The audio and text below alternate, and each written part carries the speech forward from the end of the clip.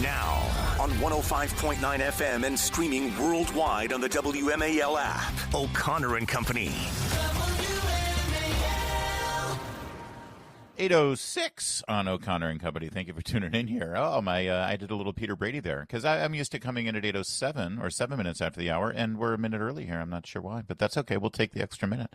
8:06 on O'Connor and Company. Thanks for tuning in on this 10th day of November, day before Veterans Day, and a day where we had some pretty big pardons come down for Rudy Giuliani, Sidney Powell, Mark Meadows, John Eastman, and those alternate electors post-2020 that got wrapped up in the lawfare against Donald Trump and against, the Constitution. We also got a vote in the Senate that should pave the way for reopening the government. Cloture has been initiated, and now we can start voting on appropriating things, the way Congress is supposed to. Here's the thing. Chris Murphy, senator from Connecticut, he's very upset about this. So that tells me Republicans won. Congratulations. Yay. Tim Kaine also revealed exactly, because he was asked, well, this deal that you've got right now, how is it any different than anything you could have had, 2 months ago when you started this whole thing? And Tim Kaine's response, I kid you not, we'll play it for you. His response, Julie, he said, oh, you know what, I was really focused on the Virginia elections. I wasn't really. There you go. Which sort of reveals a couple of things. Number one, we're good with, thank you. It reveals, number one, that he was really not interested in doing his job as a senator to actually focus on what proposals were in front of him. But number two, most importantly, the priority was the election. The priority was getting Abigail Spanberger elected. Power. And retaining and attaining power, not about funding the government. That would be Tim Kaine, ladies and gentlemen. Yeah. Tim Kaine. I'm Larry O'Connor. That there is Julie Gunlock, and we've got Charlie Spiering joining us now, political reporter for the Daily Mail. You can pick up where I dropped it there, Charlie. What are you hearing from the White House here over the vote, over the deal? I have a suspicion that President Trump's relentless insistence that they get rid of the filibuster was the final breaking point for Democrats because they realized exactly what Republicans could accomplish if they went ahead and did that. I think that's a good point, Larry. And thanks for having me on.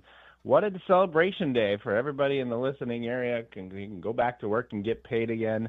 And what did the Democrats get? They got nothing. They lost. So very interesting turn of affairs. Very good to have the government back open in time for Thanksgiving. I think it was really getting to a breaking point.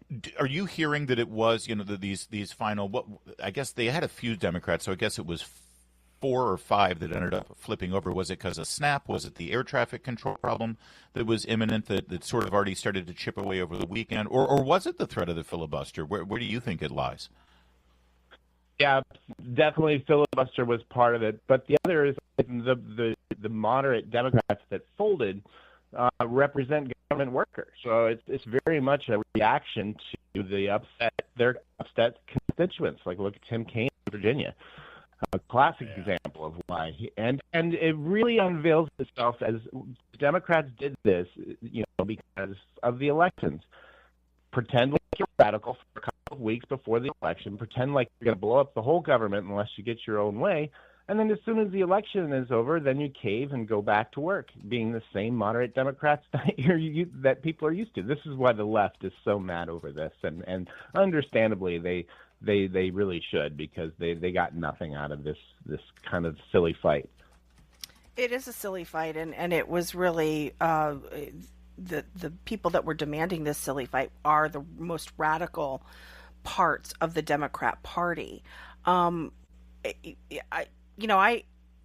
don't understand sort of the more moderate wing, which is shrinking, by the way, of the Democrat Party. Going along with this, again, it makes them all look bad, and it really says something that it was those that aren't going to go for re-election that were part of the negotiating team for this, because nobody wants their fingerprints on this. No Democrat who's going for re-election wants to be part of that negotiating team, and that tells you a lot about the future of the Democrat Party, correct? Absolutely. Yeah. After the election, there was a full week of the entire party being compared to, Zoran Mandani. So that's that you can see why they'd get a little bit upset by that. And so you're going to see a lot of moderate Democrats sort of try to fight their way back up to the top and be like, no, we Democrats are not all socialists. We do care about people. We do care about, Obamacare subsidies and everything like that. So you do have a sort of a rise of the moderates coming back, but also very interesting to see how Trump is taking on these kind of things. Now he's just on a tear, do we have an affordability problem? Let's just give them $2,000 from the tariffs. Do we have a problem with health care being unaffordable? Why give the money to the health insurance companies? We'll just give it straight to the people. You have this very aggressive push by Donald Trump to have a sort of an aggressive populist agenda domestically again, and I think that has Democrats worried. Also, Charlie Spiering is our guest, political reporter for the Daily Mail. You were at the White House on Friday, were you not, in that gaggle that was in the Oval Office with the president during a couple of announcements? Oh, I was there for the Ozempic announcement earlier that week. So, yeah, very interesting. Never seen that before. Where the dude passed out, yeah. Yeah, we typically see this at political events, even sort of, White House events where people are standing for too long, people are talking too long, and you have these people who kind of, stand too long on their feet without bending their knees, and then they just faint. And so that was the situation, and this very alarming situation to have. And, when that happens, you cut the cameras, you cut the speech, you send the press out. The wranglers in the room were like, press, leave. So we left as everybody jumped to medical attention. Certainly it's not something you want to have happen at the White House, but all the attention was focused on this elderly gentleman who was standing there for way too long. And luckily, nothing very serious happened. And when everything was okay, they brought us back up to finish the event. So. Well, just on that event, this went viral of President Trump standing at his desk and a bunch of other people off to the right that were hovered over this older gentleman that passed out. That wasn't at all what happened. There was video also. They took this still shot. Apparently it was the last photographer out of the room who sort of looked back, took a quick picture of Trump standing there, and then left the room. Yeah. But it made it look like Trump was indifferent and didn't care. And, the comments like, oh, when Trump's not the, the star of the show or the center of attention, look what he does. And it's sort of they were saying Marie Antoinette presidency. It's just disgusting because, of course, he got up and he went over to see if the man was okay. Yeah. What was your experience seeing that? Did Trump just stand there? We know that he didn't. But what was your reaction to sort of the commentary? Right. Yeah. When I was in the room, we definitely saw the president look over at the man, stand up, go over, see if he was okay. They made fun of RFK for running out of the room. Well, RFK Jr. was running to get the doctor. Right. And Dr. Oz went over to personally attend. You're in a room full of professional doctors, and everybody sort of did what they were expected to do. The president made sure he was okay, then turned to look at the press and, go away, we'll have you come back later. Yeah. Very, very sort of, it seemed very normal. I don't want to say it's normal because it doesn't happen in the Oval Office. Can't remember the last time it happened in the Oval Office. But if you've been to political events, you know that this happens all the time. The president will stop the event, make sure the person's okay. Everybody goes out. Everybody comes back. They resume the event. So pretty standard operating procedure here. Charlie, it's always great to talk with you, my friend, Charlie Spiering. Sorry, how my brain works in 2025. I was on the verge of calling you Charlie Kirk because he's always on my mind. I'm sorry, Charlie. But you're pretty awesome, Charlie. Charlie Spiering from Daily Mail. It's always good to talk to you, my friend. Thanks for joining us today. You bet, Larry. Anytime. You bet. Isn't that weird? Isn't that weird how your brain works sometimes? Yeah. It's just, I don't know why. It was just because there's a lot of Charlies, and Charlie's a good guy, too. That's right. Good moment to remind ourselves to pray for Charlie and his family and reflect on what we lost this year. 8:15 WMAL. WMAL, making sense of the news. Live from the Home Paramount Pest Control Studios. Home Paramount, the leader in pest control since 1939. If you ever needed a reminder of just how shallow, narcissistic, ghoulish, depraved, and godless the entertainment business is, we've got your daily reminder. Did I miss an adjective in there? No, that was well done. I think it covers everything. Yes. Stevie Nicks, Fleetwood Mac, who, by the way, I think it's not a coincidence that this was the band that was the signature soundtrack of the Clinton presidency, if you remember. Don't Stop Believin'. Or no, excuse me, not Don't Stop Believin'. Oh, God, that's Journey. Don't Stop Thinking About Tomorrow, of course, was the famous Fleetwood Mac song that became the anthem of the Clinton presidency. So you'll understand how the Fleetwood Mac morals and ethics and worldview match perfectly with Bill and Hillary Clinton as you hear this remarkable extract of a Stevie Nicks interview. Now, she gave this in October of 24, just before the election, to 60 Minutes, or CBS Morning News, actually, CBS Morning News, the Sunday morning show. But this, which is, boomer television, of course, so that explains it, why that was the venue for it. But it has now just been re-amplified because this clip has been put out and promoted by the abortion enthusiasts over at Center for Reproductive Rights. Listen to Stevie Nicks describe how wonderful and almost holy her abortion was in the 70s. I got pregnant, and it was like, why? I have an IUD. I am totally protected. I have a great gynecologist. How come this has happened? So you took all the precautions. Yes, and I'm like, this can't be happening. Fleetwood Mac is 3 years in, and it's big, and we're going into our third album. It was like, oh, no. It would have destroyed Fleetwood Mac. If you had a baby. Absolutely. Because many reasons. I would have tried my best to get through, being in the studio every single day, expecting a child, but mostly having a child with Don Henley would not have gone over big in Fleetwood Mac with Lindsay and me, who we'd been broken up for 2 or 3 years. It would have been a nightmare scenario for me to live through. Wow. Yeah. And the fact that they put there's a little bit more, but the fact that Center for Reproductive Rights put this out thinking that this in some way makes Stevie Nicks the hero of the story, or in some way makes her sort of this laudable person. Yeah. And it's like, you see, this is why we need abortion to be legal. There's so much to unpack here. Go ahead. Yeah, it's important to know that this is exactly what's force-fed to women in every sort of pop culture outlet, on college campuses, just throughout their young life, basically starting in high school. They're told, having a child is a massive, massive inconvenience, and it'll upend your life. It'll ruin your life. And all the success that you could have had, all the wealth that you could have had will be gone because of this child.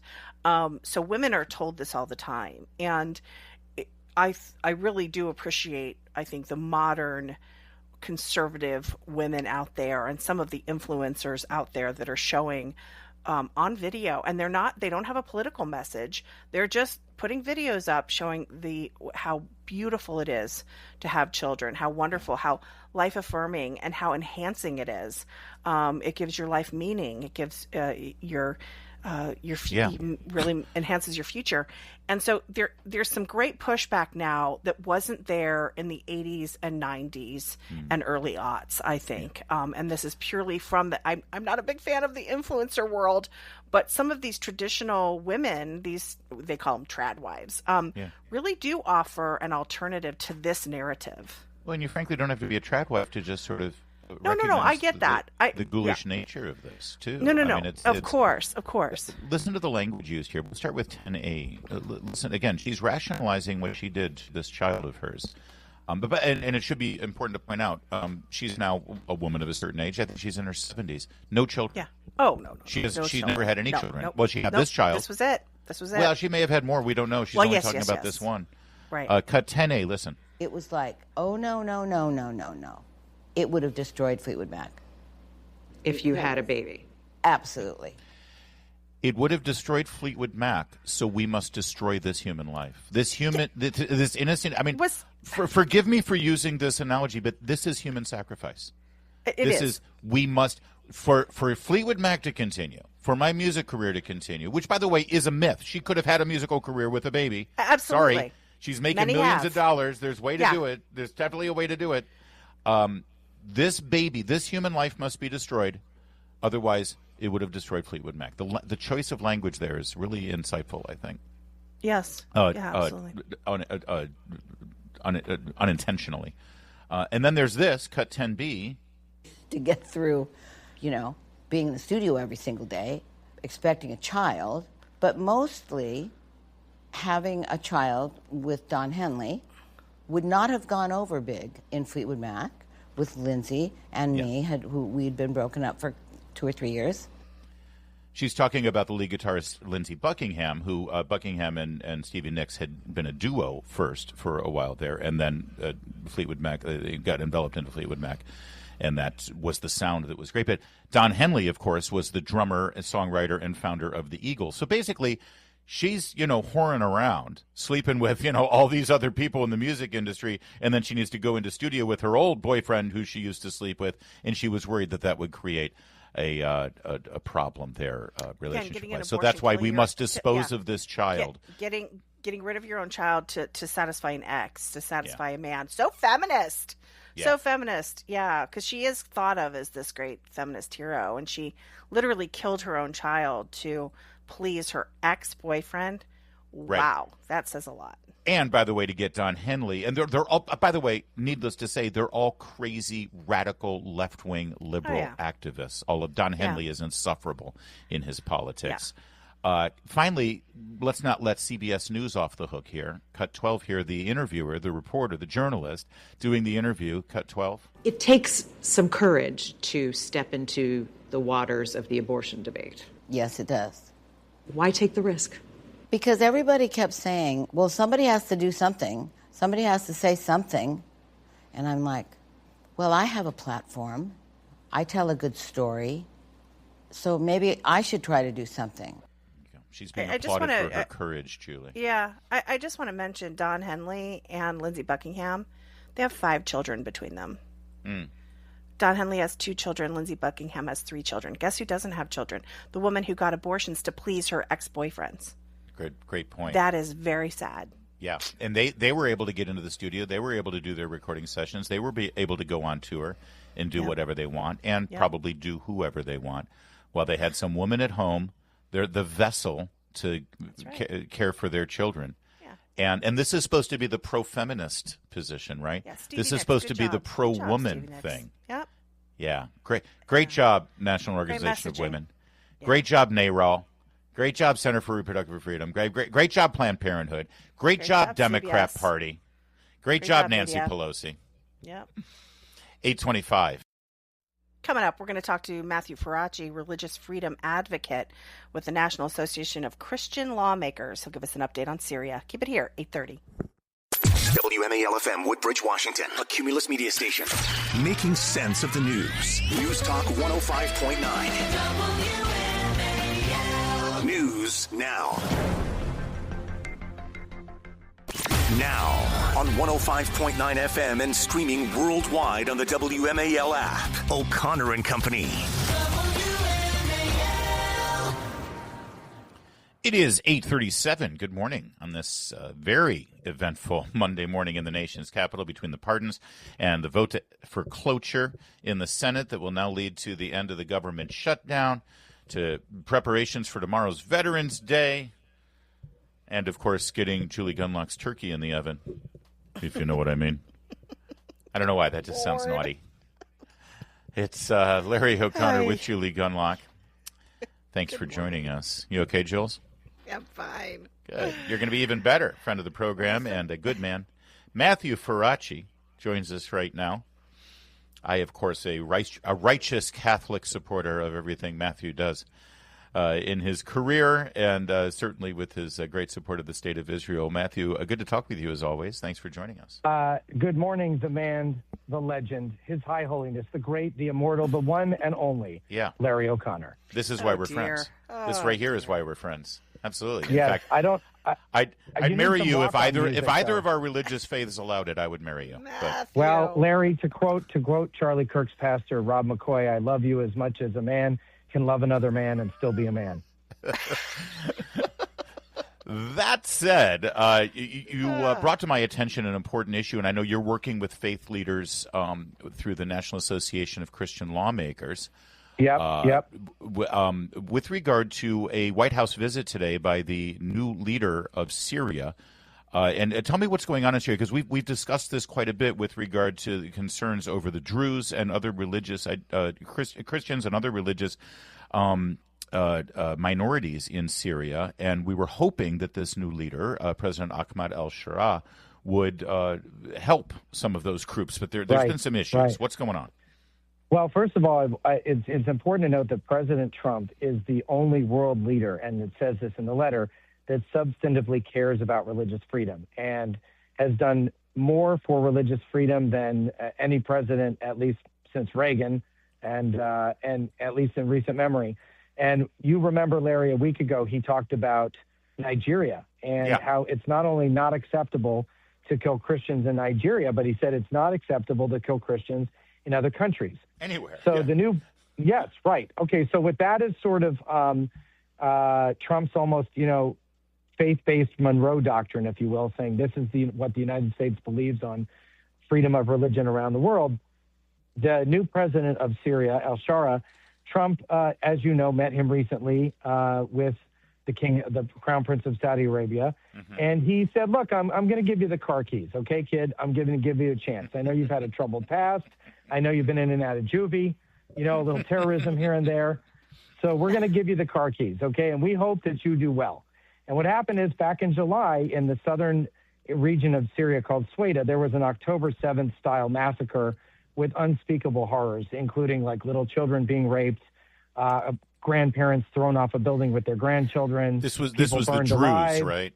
Was this the Druze or the Christians? And Christians. They took a Baptist pastor out of his church and killed him and 20 members of his family. So it was an absolute rampage.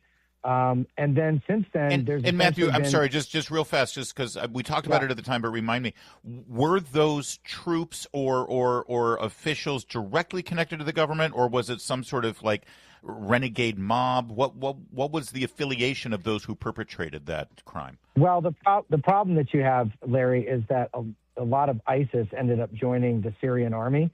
So the question is, who are you dealing with? Like, is it an official thug? Is it an unofficial thug? Is the person unofficial in the morning and official in the afternoon? Who knows? Right? Yeah.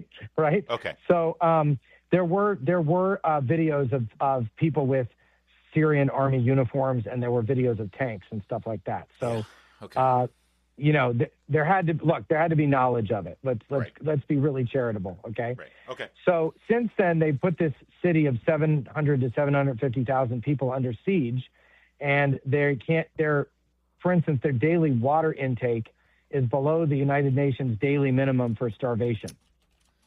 So what they're doing is there's a Chinese-style siege, Chinese Communist Party-style siege surrounding Sweda, and what it needs to be done, especially as the winter is coming, is we need emergency supplies to be able to get in and out. So the letter is asking the president, hey, can you tell this guy that you did give him the keys, that you told him he had to behave himself, and he's running people over on the sidewalk who are Christian, Druze, and others.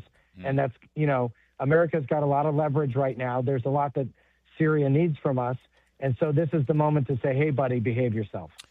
So what are you hoping to achieve? This letter that you've put forth, you've put your name to it along with your organization, as well as Ben Carson, Senator Sam Brownback, Kevin Sorbo, Gary Bauer, Ralph Reed. Alveda King. What are y'all hoping the president does today in his conversations, either in front of cameras or off, with the leader of Syria? Yeah, the letter is specifically requesting, and I got to give a shout out to Dee Dee Logson, who runs Save the Persecuted Christians, and this is her initiative and her letter, and she's a real hero to me. Heroine would be proper. So the letter specifically is asking for a humanitarian corridor to be open from Hadar, which is near the Israeli border in the Golan Heights, to Sweda to allow unmolested aid to flow in and out of Sweda, because they could argue, okay, there's aid coming from Damascus, but Larry, that's kind of like, the mafia at New York Harbor, right? Yeah. Like, hey, maybe we give you a little of this and we take a little out and you get what's left. Like that's not free and unfettered aid, right? And so what needs to happen is that the people that are stuck and trapped inside Sweda need to be able to get food, water, medicine. We're talking the basics, and no more, and without getting shot. And that's what's been happening is aid trucks have been attacked, blown up, all kinds of violence happening. And so it's a very simple ask: open the corridor, end the blockade, and let the aid in, and stop killing Christians, Druze, and other religious minorities who are not Muslim. Well, if President Trump's track record, as well as the track record of his Secretary of State, Marco Rubio, is any indication, I suspect that you're going to see some movement on this today, Matthew Faraci, not least of which because of the efforts that you've spearheaded here with your team. I appreciate it. And for all Christians listening, I mean, listen, if you're unsure on Syria's role here, I mean, that's Antioch.